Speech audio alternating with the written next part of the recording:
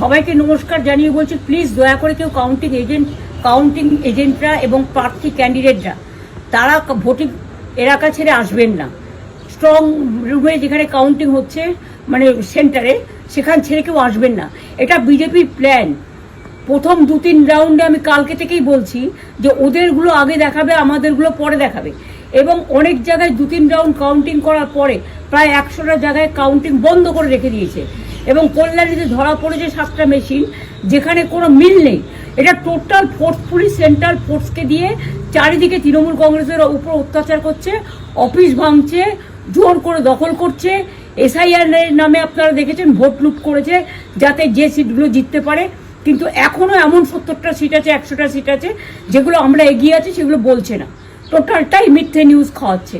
আগে ডিআইসিও এই খবরগুলো দিত, কিন্তু তাকে কালকে চেঞ্জ করে দেওয়া হয়েছে। টোটালটাই ইলেকশন কমিশন নিজের ইচ্ছে মতো খেলছে, এবং সাথে কেন্দ্রীয় বাহিনীকে নিয়ে।